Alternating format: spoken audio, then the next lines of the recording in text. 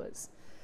Between 40 and 50% of crude imports skip the Bab al-Mandab because it comes via the Hormuz.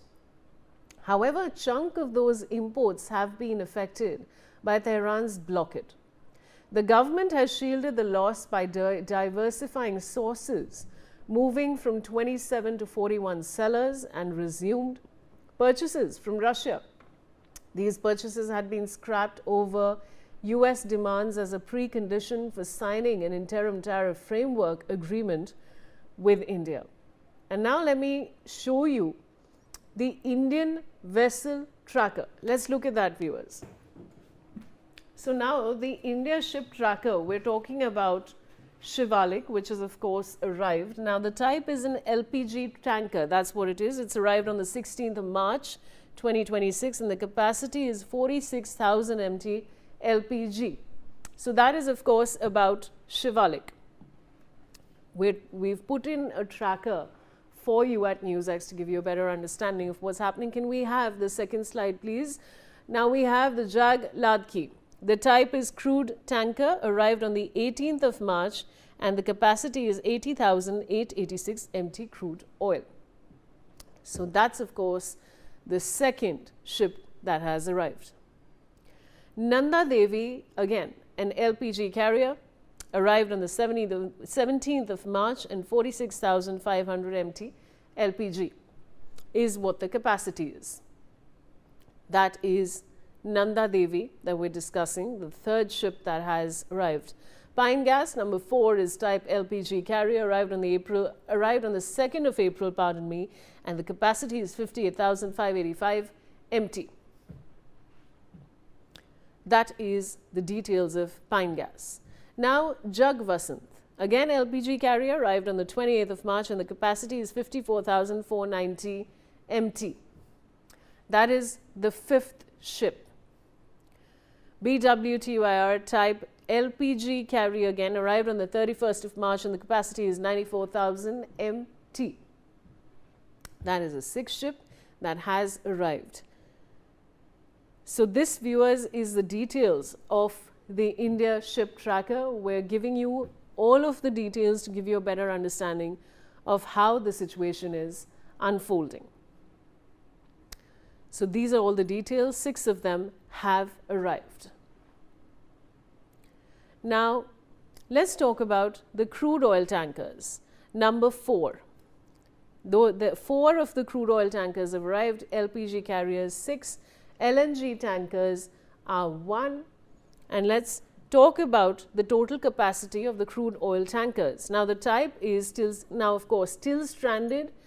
LPG carriers, LNG carriers, crude oil tankers, chemical carrying ships and other commercial ships.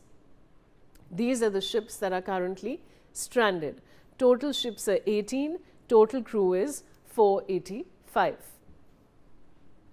So these, of course, viewers, these are all the details that we're sharing with you.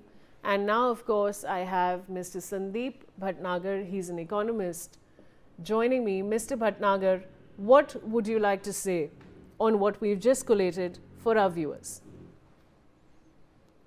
Yeah, see, the first thing I would like to say is that, earlier, before the war had started, nobody used to talk about how many tankers have come and how many tankers are arriving and what is the condition. It was a natural process.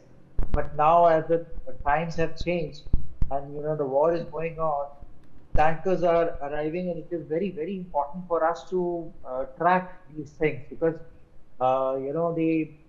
if a tanker comes from, because India is importing almost 80% of its requirements, and the 20% of the trade goes on from the Strait of Hormuz. So it is very important that the tankers which India requires keeps on coming, and we have our reserves full for the ongoing time, because you never know this war is going to last for how much of time, and if it keeps on escalating and it keeps on going, earlier when the Russia-Ukraine war started, it was expected that the war will be over in about maybe 10 days, maybe a month.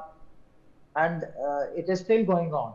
So similarly, if the Iran and Israel-US conflict goes on, and Iran, for that matter, is not a small country, as compared to Ukraine. However, Ukraine has a backing of so many other countries, NATO countries are there.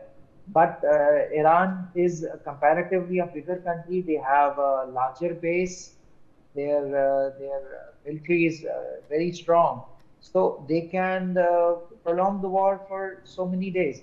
So if our reserves are full, we can expect our our economy to going on smoothly. But the inflation, as I mentioned earlier, also the inflation effect is going to be definitely there, because Indian economy is fine with a crude oil prices of about $60-70 per barrel. But as you see, it is almost 75% increase is there. So it is going to impact the economy. It is going to impact the inflation. We see the GDP growth rate has already been slashed by the various Mr. agencies. Bhatnagar, I'll have to interrupt you because we're short on time, but I want to thank you.